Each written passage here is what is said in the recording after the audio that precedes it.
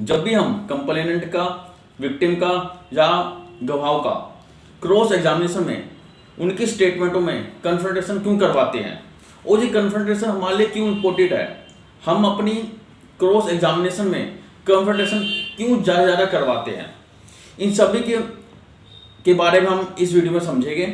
तो hello everyone, मेरा नाम है एडवोकेट दलजीत सिंह। तो अब हम स्टार्ट करते हैं। सबसे पहले हम ये समझते हैं कि क्रॉस एग्जामिनेशन में कुछ ऐसी चीज़ें हैं जिसे हमें नॉलेज होना बहुत ज़रूरी है, जैसे कि कॉन्ट्राडिक्शन क्या होता है, कन्फ्रंटेशन, ओमिशन, कोरोबोरेशन। मेरी पहली वीडियो में मैंने आपको कॉन्ट्राडिक्शन के बारे में बताया, जो कॉन्ट्राडिक्शन पार्ट 1, पार्ट 2, पार्ट 3 में डिवाइड है। इस वीडियो में आपको मैं कन्फ्रंटेशन कराना सिखाऊंगा कि कन्फ्रंटेशन क्या होता है और हमें क्यों इंपॉर्टेंट होता है।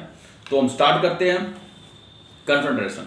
तो जब कोई कंप्लेनेंट, विक्टिम पुलिस स्टेशन में कोई कंप्लेंट देता है, तो पुलिस स्टेशन जब कंप्लेंट आती है तो एफआईआर उसको लिखते हैं। एफआईआर में के दौरान, इन्वेस्टिगेशन के दौरान जब कोई गवाह को इंक्लूड किया जाता है तो उसका 161 सीआरपीसी, जो कि अब चेंज हो गया 180 बीएनएस हो चुका है, उसके स्टेटमेंट रिकॉर्ड करते हैं। कंप्लेनेंट की स्टेटमेंट रिकॉर्ड करते हैं, जो विक्टिम उसकी भी स्टेटमेंट रिकॉर्ड करते हैं, और जो गवाह अगर गवाह है तो उसकी 161 सीआरपीसी में ये स्टेटमेंट मजिस्ट्रेट के सामने कोर्ट में ले जाकर 164 के में बयान करवाते हैं, जिसको 183 बीएनएसएस भी कहते हैं। ये होने के बाद फिर हम जो डिफेंस काउंसिल होता है, जो कंप्लेंट से कंप्लेंट कर रखी होती है, जो विक्टिम होता है, गवाह होता है, उनका क्रॉस एग्जामिनेशन करता है। उस क्रॉस एग्जामिनेशन करने वक्त जब डिफेंस काउंसिल उनकी स्टेटमेंटों में कन्फ्रंटेशन निकालता है, वो हमारे लिए बहुत बेनिफिट होता है।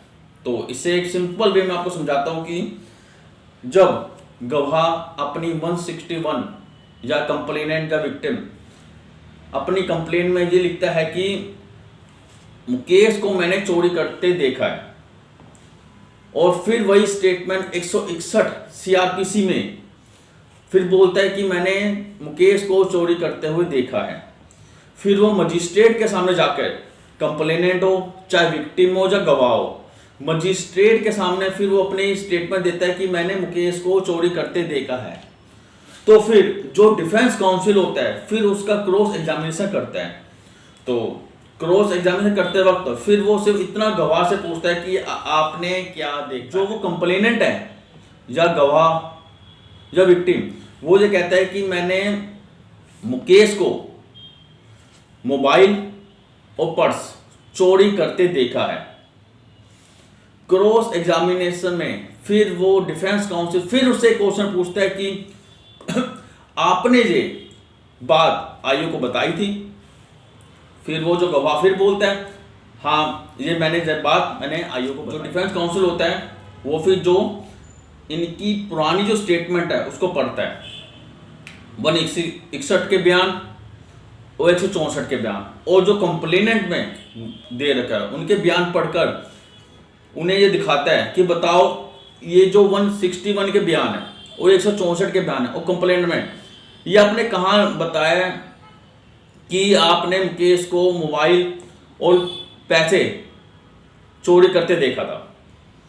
वो कहती है मैंने तो आईओ को मैंने बताया था, उसने लिखी नहीं, मैं क्या करूँ। तो इसका मतलब ये हुआ कि उसने अपनी जो स्टेटमेंट चेंज करके बताई है कि वो चाहती है कि जो अक्यूज है उसको कन्विक्शन मिले। यही पर हम जज साहब को बोलेंगे, जज साहब इसकी जो पहली स्टेटमेंट 161 सीआरपीसी और 164 सीआरपीसी बयान और जो मैंने जो क्रॉस किया है, इनकी स्टेटमेंट डिफरेंस पाया गया है।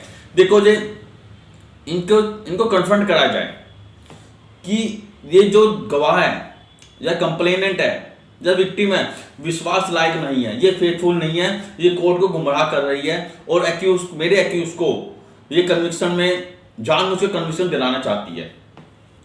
सिंपल कन्फ्रंटेशन ये होता है।